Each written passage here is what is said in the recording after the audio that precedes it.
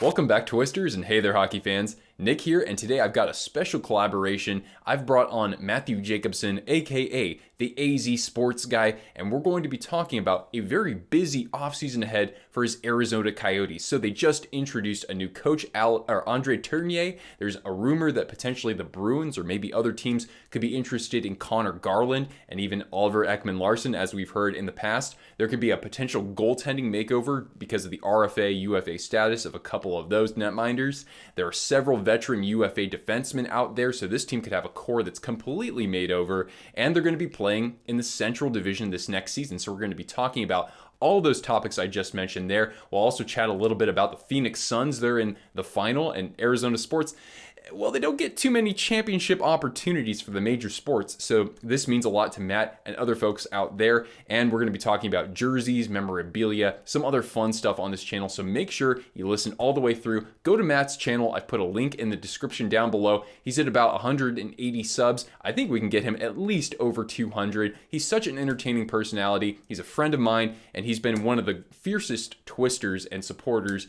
of my channel as well, so I sincerely appreciate it if you check him out. He's just a great addition to this YouTube community. So without further ado, ladies and gentlemen, take it away, Matt, and me. Yeah, let's go. All right, Twisters, now I'm joined by Matthew Jacobson, aka the AZ Sports Guy. Matt, welcome to the show. It's great to have you here as always. Always appreciate you bringing me on. Now I have a setup. It's not just me using my cell phone in a closet. You have come a long way. You've been doing some kick-ass stuff with the channel recently. What can you say about that? Well, I know you've been a friend of mine pretty much as long as I have my channel. Remember this really old video I made? It's like the Maple Leafs are awesome and had like a backwards R. It was like the dumbest thing for John of Hot Take Hockey. Well, I made a video essentially that same vein of the Coyotes could have had Cole Caulfield, and it was just me being a sarcastic ass, just being, oh, the Coyotes, should have had this guy, whatever. And it's at 2.4K views. I don't know what that means. How long ago did you upload that? Not a week, maybe just over a week. I don't get it. 50 people are supposed to watch this. It's supposed to be a stupid little video of me being an ass because Coyotes can't have anything nice, and 2.4K. Unbelievable, man. I mean, that's more than just a ripple for a channel like yours. That's pretty damn amazing, dude. Congratulations. Appreciate that. And then YouTube's recommending me my own videos. Like I'll be watching yours or Paul's videos, and it's like, oh, AZ Sports. What? I'm logged in as AZ Sports Guy. Right. A video I'm working on right now, it's a remake of a career of I did 2 years ago on Tyson Poots. I don't know if you remember me simping over Mr. Pooty because my favorite arena football player of all time, two-time Arena Bowl champion with the Arizona Rattlers, and I'm finally getting to remake that video. It should be out next week. I'm just trying to focus as much on that. Haven't got the chance to today because it was busy, but I'll get to it. I'll get to it. I'm excited to get that done. Well, it's a busy time if you're an AZ Sports fan. Of course, turn a blind eye to the fact that the Diamondbacks are the Diamondbacks. But with they that want said, to. They want to. One was because they got walked off, literally a walk, but I'll take it. It's called the ground attack. But the Phoenix Suns, I hardly even knew about this because I don't follow basketball, but they're in the final, which is pretty remarkable. I don't think they've been in the final in like 20 something years at least. I mean, what is that like being where you are right now, especially now that you have, fans going to games and whatnot? I want to say it was 28 years exactly. But it was 93 is the last time they made it. And Charles Barkley could not trash talk Scottie Pippen. Just don't trash talk Scottie Pippen. But it's weird because I'm watching game one and I see the finals, they have the logos on their jerseys, and this isn't Arizona sports. We're not supposed to be in champ. We're supposed to be, oh, that Devin Booker guy, he would be a superstar on any other team, make it to the second round and you're gone. And it's just this city, we're a basketball and football city. You see it even Right. when they're trash. And they are rallying around the Suns. The first day it was hard to find Suns merch. I actually sold my Nintendo Wii U to fund buying one of the finals shirts and one of the finals hats. I was not waiting till payday. I don't care if it was 2 days away, but it's just It's all Suns. This entire Wow. that spark that I got in 2018 when I went to go visit Vegas and I saw how they're rallying around the Knights. It's that, but statewide for the Phoenix Suns right now, and it's phenomenal. It's man, the Suns fans are the best fans in this entire state, other than the Wow. Rattlers fans, maybe. So just happy for them because 11 years of mostly sucking. That's profound for you to say that, though, because I know you've had a word or two on the Coyotes fans in the past. Well, yeah, that's why I say Suns are the best fans here because no. Anyway, let's talk a little bit about your Coyotes here. So I went on Cap Friendly today. They have $31.4 million projected in cap space. But that said, they have a lot of UFAs, a lot of kind of aging players. They have a goaltending situation that I know you made a video of. I haven't watched that yet, so maybe you can kind of summarize that a little bit. And they have a key contract to extend or to furnish in Connor Garland as well. So what's in general kind of your outlook on the Coyotes in this offseason here? Dumpster fire. The only reason I say that genuinely is because of that Connor Garland rumor that came out that the Coyotes never flat out denied. So to me, I'm like, if you don't deny it, there has to be a trickle of truth to it at least. And to me, I'm thinking, I said it in the Coyotes may trade Connor Garland video. The only reason it makes sense is if you know Connor Garland has enough value for it to be worth moving on from him in a trade, or those late season injuries he's had over the last couple of years are making them a little concerned or a little, treading water essentially to want to re-sign him, because if you give him big money and he continues with the injury path, even though, it's just his game, he's more physical, even though it's a smaller guy, that would make some sense, but it still rubs me the wrong way that he's the only 20 goal scorer since Clayton Keller's rookie year. And they're allegedly doing him like that. So that's the only reason I'm bringing up dumpster fire, because favorite player, only 20 goal scorer in 3 years.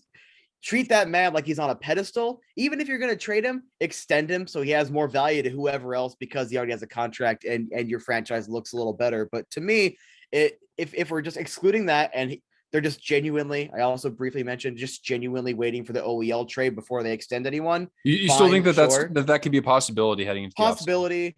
10% likely, in my opinion, that they're waiting for that trade before any other big moves. But what do I know? I'm just an armchair GM, but whatever. But if they can move on from Oliver Ekman-Larsson, I'll take the 50% retained. That still gives you an extra $4 million. So that would be approximately 35 million, 34 million in cap space right there. You've already got Chychrun on a hell of a deal now, right? It's looking pretty good. Every time I talk about it, it might get repetitive. I have to say it. Yeah, I still think when they signed him to that, before he had skated a single game in 18-19, that was a stupid thing to do. But boy, every day that passes, does that contract look better and better and better. And Jakob Chychrun, especially since he's managed to stay healthy this last year. Is it really Jakob? I always call him that. I just, whatever reason. Okay. Him Chychrun, it's got like a Y in there. And so you never know if it's like, I don't know, Central European or something. To me, I every time I see him specifically, my brain always says Jakob, so I just go with it. But well, they call him Jacob Voracek or Jake Voracek, but he's Jakob Voracek. So there you go. So it's just, he was already good before, but those injuries were concerning, obviously on both knees and back-to-back years. But has he just developed it? I understand it's a meme within the community started by a friend of mine, Richard. He's the captain. Every time we talk about Chychrun, the captain. Someone even asked me, "Is like, wait, isn't OEL the captain?" No, that's a sticker on his jersey. Chychrun's the real captain. Look at how he plays. Look at the reaction. I'm sorry for all the side tangents. Just hey, no, you're good. Comes to me. You roll, buddy. You roll. That's why I've got you here, because it is so seamless with you. So it was like 3 or 4 games remaining in the season, if that, last year. And it was after the first period. I think it was against the Ducks. I'm just going to say the Ducks. I forget the goalie, so just roll with it. So there's a little bit of scrumminess towards the period. And as soon as the bell rings, Connor Garland goes directly to the goaltender and starts exchanging some words. To the goaltender? Yep, right to the goaltender, exchanging some words. Not trying to fight him, just obviously some heated discussion. Keep your boys in order, yeah. Yep. So that's what I love about Garland. A fiery player. That's the kind of guy you need in your captain circle. Give him an A. Just extend him, give him the A.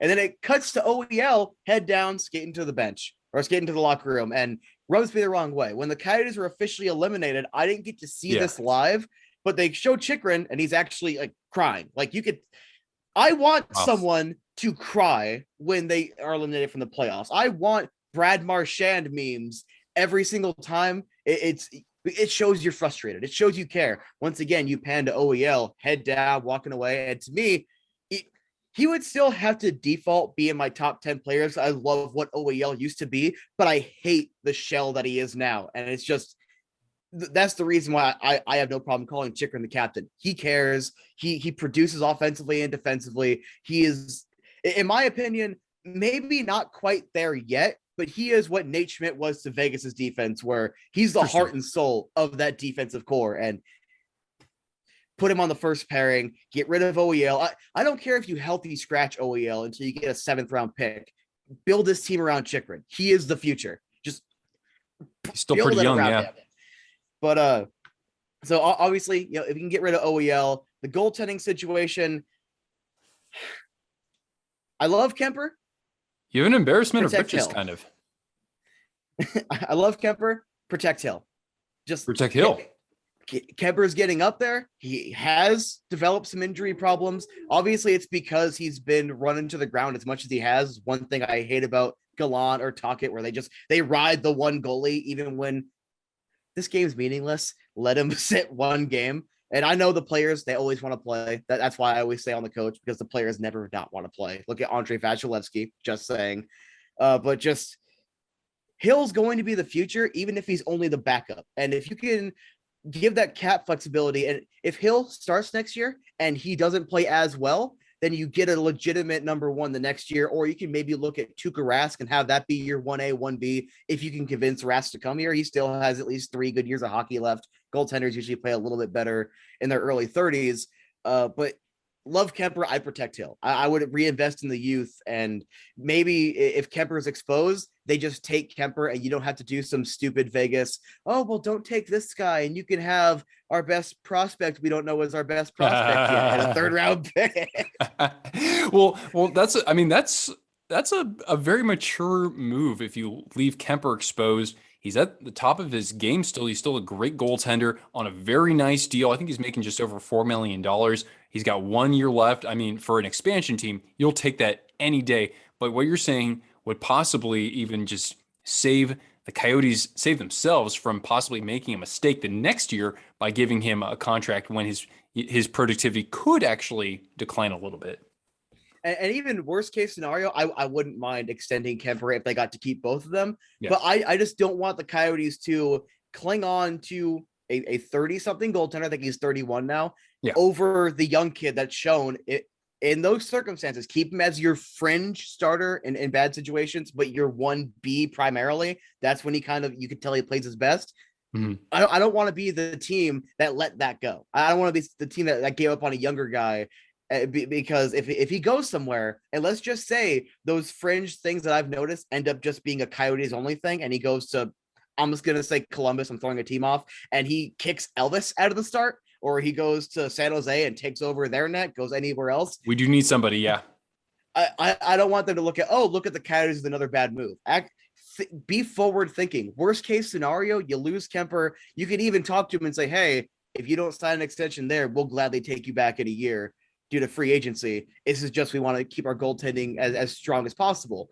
That's just what I would do, because you have to look at getting younger. Look, Nick Yarmelson, let's go ahead and transition to the defense. Yarmelson, good. I was going to ask you about that too. He, back in 18-19, when he signed that 2-year extension for last year and the season prior, top of his game still, he was still in the prime, a shutdown defenseman, almost worthy of wearing Zbigniew McCulloch's number. Almost worthy. Then you see him start to develop a couple of injury issues, getting older, slowing down, not being as effective.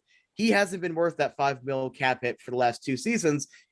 Look, good guy, let him go. Goligoski has sucked for the last 2.5 years. He picked it up at the second half of last year. Let him go. Reinvest in that youth. Kyle Kempienko, give him his 50 games to say, look, you need to adjust the NHL game or you're not in our system anymore. Like, we need productivity, and see what he can do. Put him on your middle pairing. I don't care. Give him his minutes, give him his time, and say, we need to know what we have in this prospect. And just reinvest that way. I wouldn't even mind if they got rid of Connor Garland for other defensive prospects. One move that was proposed to me by a fan in another video that I did. I apologize for all the plugs. Had to please, do with by all means.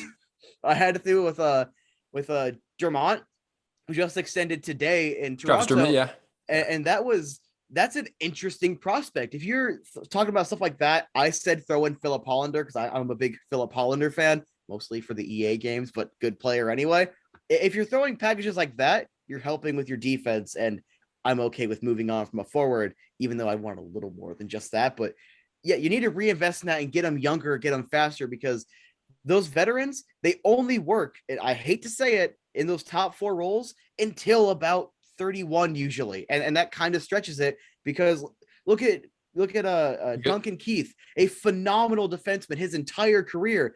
He's not a top 4 defenseman anymore. You put him as your third pairing, he'll be phenomenal for you, but you have to start limiting the minutes because Father Time is undefeated. Wear and tear on the body is real, and I hate to see guys, turn into albatrosses of contracts because they're not in the right roles anymore. Because, I could still play, top 4. I could still be, the number one. Like, not anymore. Just if you go from number 1 center to second center, you're still going to look just as good. You're just not going to be as banged up.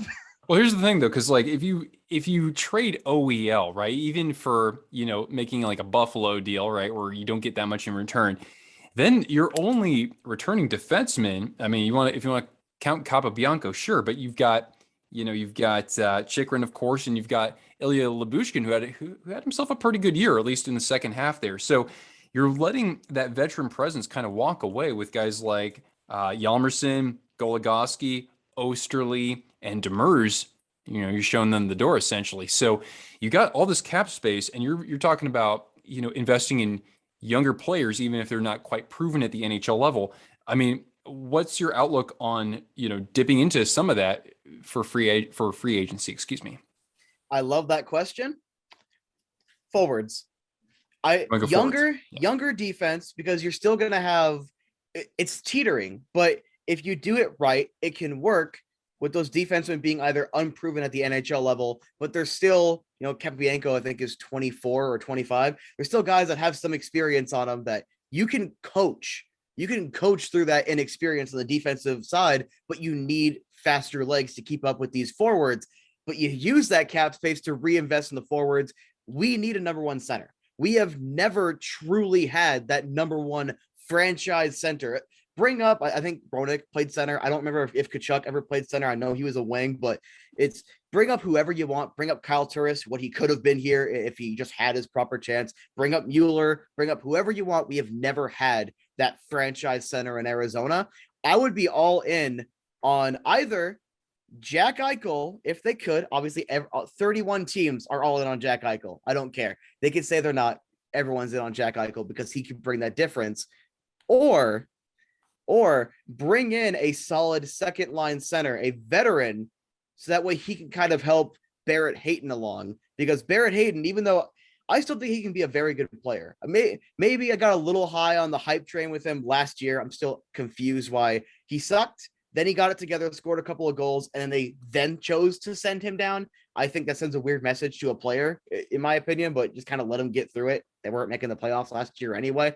But if you can get that new coach along with a veteran presence, someone who's been around in the league, I'm going to say Eric Stahl. I've been on this for over like 6 months now. Bring Eric Stahl to the desert because he's a proven winner. Look what he helps do in Montreal. Postseason, yeah.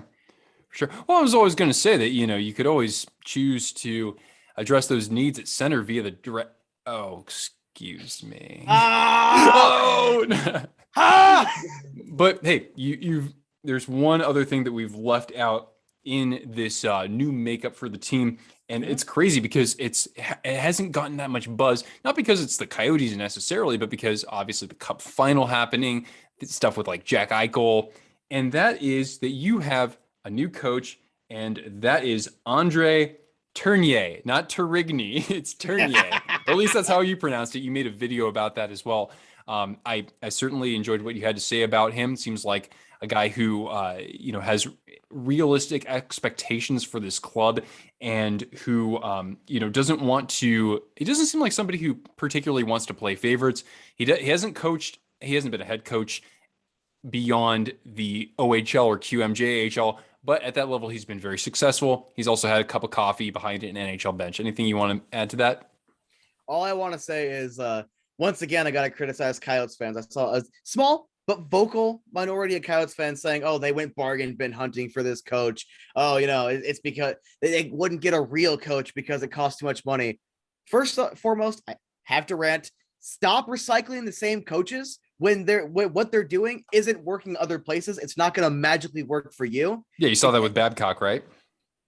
Ding, ding, ding. Yeah. Ugh. And that's one thing, man. I'm excited to see what the Rangers do, but everyone who's so high on Gallant, I know he got into a Stanley Cup in the first year. He's never lasted through his third season with any of those three teams. I find that kind of odd. My biggest problem with him is I do personally put Marc-Andre Fleury's steep decline on Gallant, because when you look at him, they were so scared to use Subban, use Dansk to see if they had a decent backup that They would play Fleury until he literally couldn't play. Of course, at that point he was 33, 34 or 34, 35, year-old goaltender is not going to look very good playing 50 or more games every single year. Once again, expectations have to be adjusted while players are aging. So you can still, that's what the good head coaches do. You see what you have and you adjust so that way you can still maximize every single asset you have.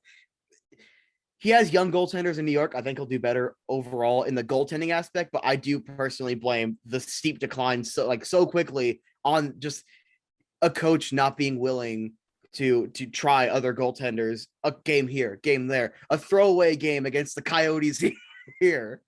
Well, anyway, I'm sorry to have derailed us, though. You're talking about Tourigny, your impressions of him.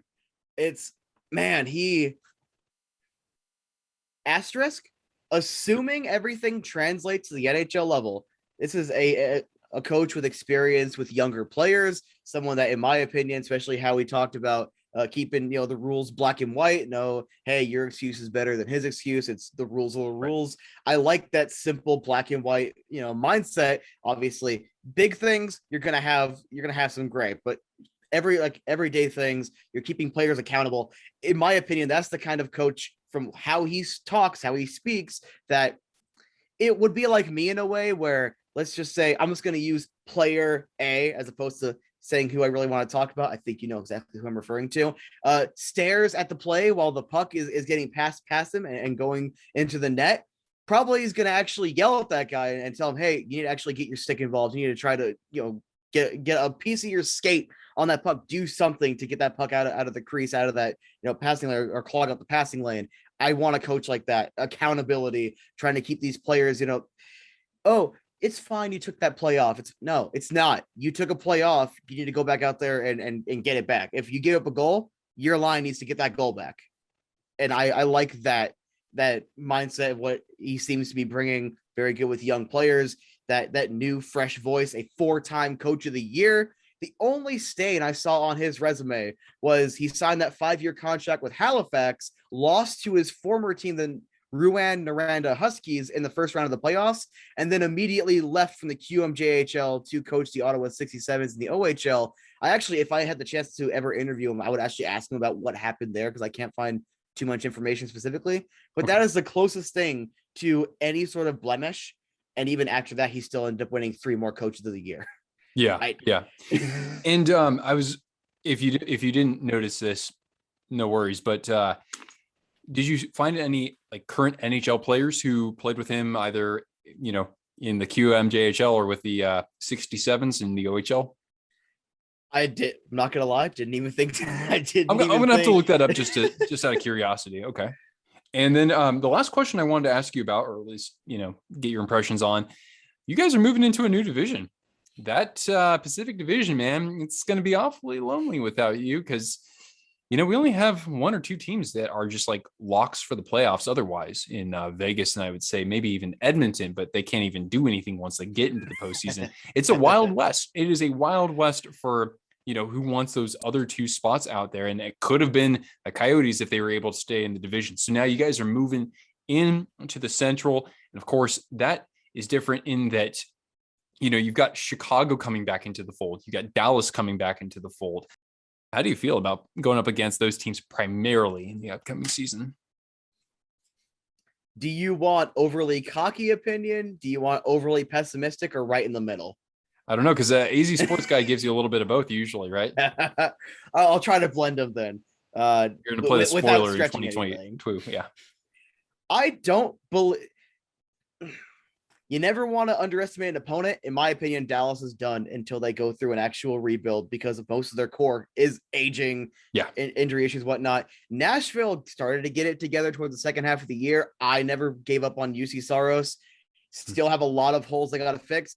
Trading away Arvidsson, they're probably going into a rebuild, right? I would think, yeah. Chicago is trying to avoid that rebuild, even though they were going into it, and then we're still surprisingly competitive. So they're still the wild card.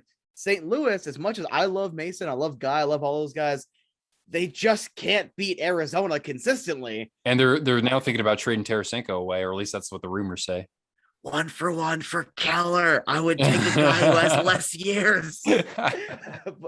but when you look at it, this went from being, other than I think Shannon was talking about how strong the Atlantic is, but other than like the Eastern Conference, this Central is going from one of the toughest divisions to potentially the second weakest, like by a while. Yeah, and the Pacific might even get a little stronger. Whatever. Oh, I don't think so, man. Anymore. I mean, Seattle's going to have as legitimate of a chance of making a playoff spot as the LA Kings are, as the Flames are. I really do. That's the expectation I would have. But from what you're saying, it's pretty much like, okay, you're going to take your beating against Colorado. Not just as the Coyotes, but other teams in that division are going to take their beating against Colorado. I don't know. Maybe Minnesota, could even finish second. It depends. Yeah. I put us cutting you off just with Minnesota. It depends so heavily on you can't tell me some of the veteran guys weren't playing above their head last year. You can't tell me that some of the players that they have, Talbot maybe Talbot, yes. Talbot, yeah. But you also can't look at this team and say if Kirill doesn't resign, they're anywhere near as dominant. And if Kirill does resign, the dreaded sophomore slump would be coming up then. So I look at Minnesota as a wild card of address whatever small issues you have on the team and just get Kirill back. They should be around as good as they were, but it could be a toss up because a lot of the times, how often do you see a team rise like a phoenix from the ashes and then the next 2-3 years either mediocrity or start sucking? Like that was their one everything comes together year. Minnesota really feels like a candidate for that. I can't explain why other than those small things I was mentioning. And on top of that, Vegas struggling to consistently score against them, especially in games 3, 4, and 5 or games 5 and 6, because it cooled off towards the middle of the series. That's probably why I'm thinking they could be a little boomer bust kind of. Okay. Yeah. I mean, in comparison to the other teams, I think that's a fair take. Yeah.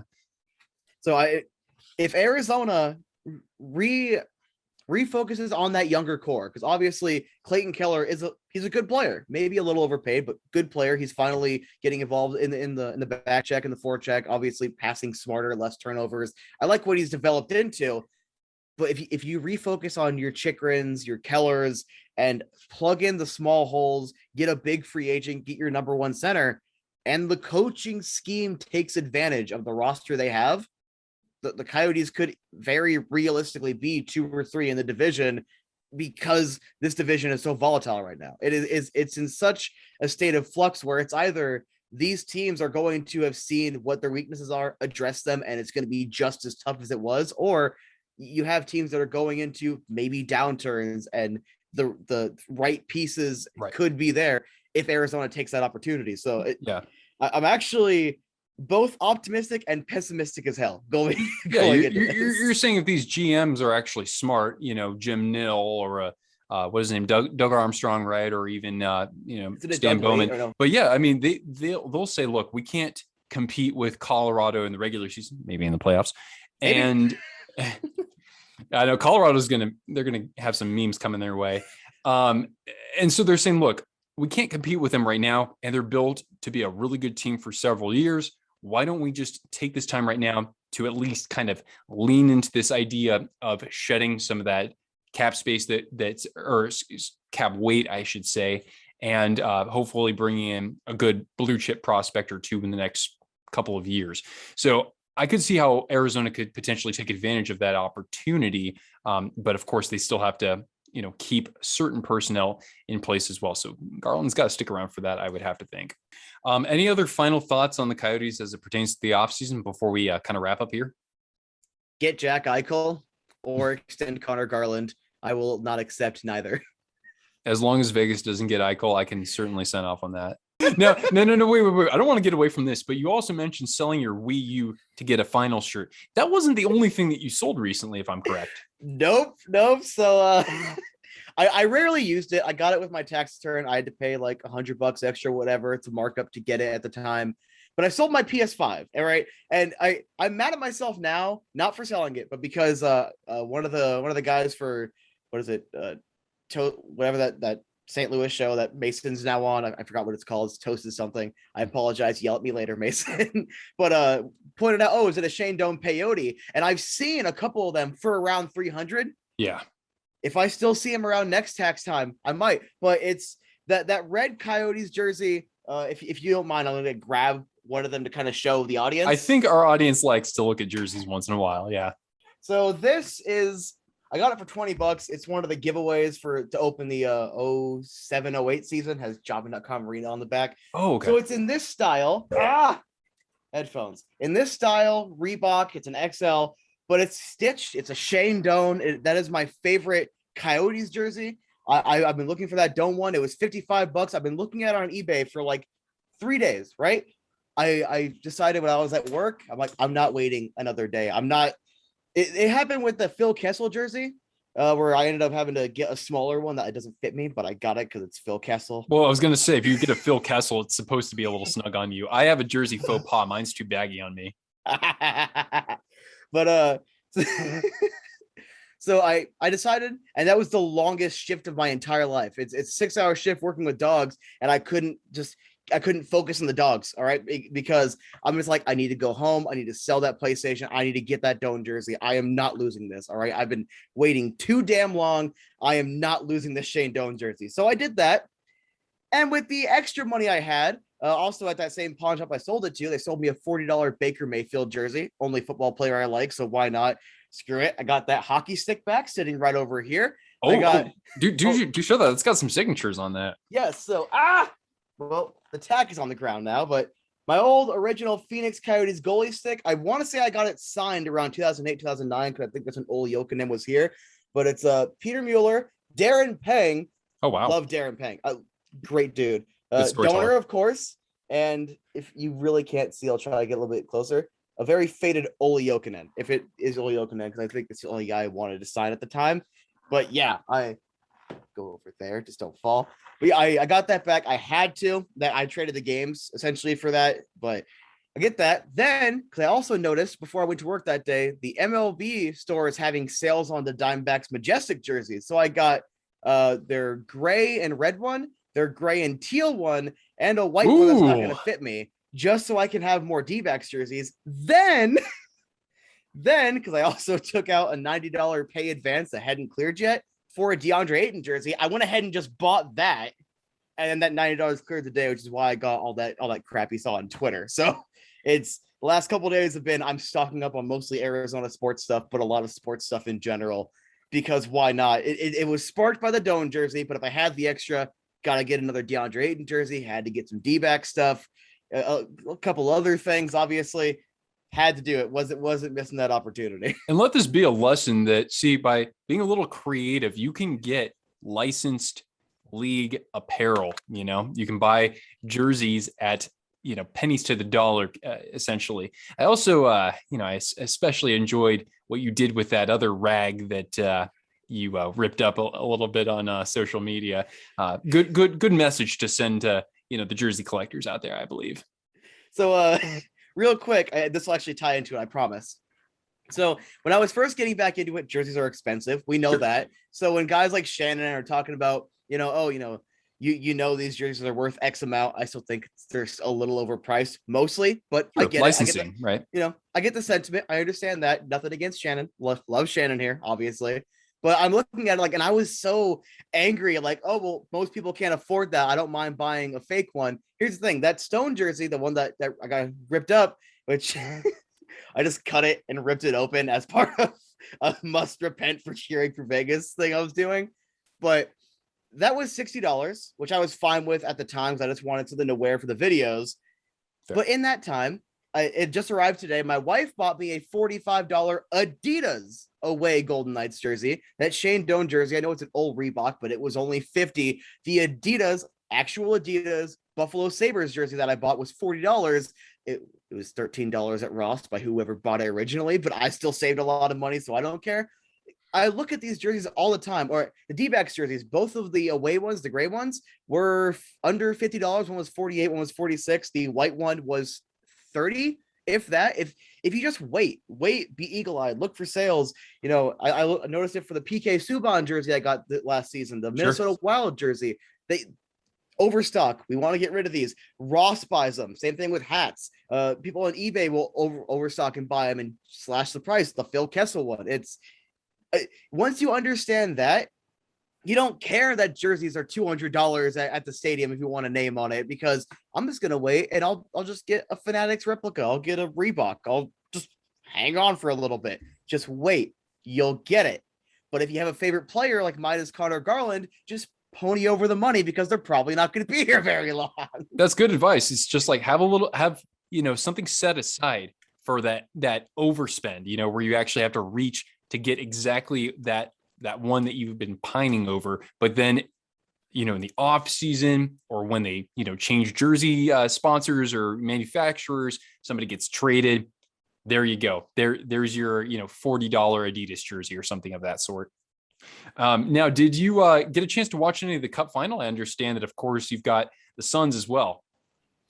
So I don't mean any disrespect to Tampa Bay fans. I've had a little bit of a beef for them, since I heard even a few Tampa Bay fans had to jump on the bandwagon of move Arizona. They're a bad franchise with the Connor Garland news breaking. How dare they? They can barely keep a baseball team. Oh, that hurts because I like the Rays. but so no disrespect to them, but I find a lot of them a little obnoxious now because they built that team so well. So you're going to get that arrogance. It happens in every fan base. So I didn't want them to win back to back, obviously, but because growing up in Arizona, predominantly Eastern Canadian fans, I've gotten over it a lot, met a lot of really good ones, but those are the ones that normally tell me hockey doesn't belong in the desert. You shouldn't have hockey because of where you live, the thing that started all this. So I didn't want them to win either. So I just didn't watch at all except for game 4 because I wanted Tampa Bay to sweep the leg. And I watched the last minute last night so I can at least observe the cup being presented, because hockey tradition, you watch the cup being handed out, the handshakes, and you go about your day. It's interesting. I have told a couple people that there's an argument to be made.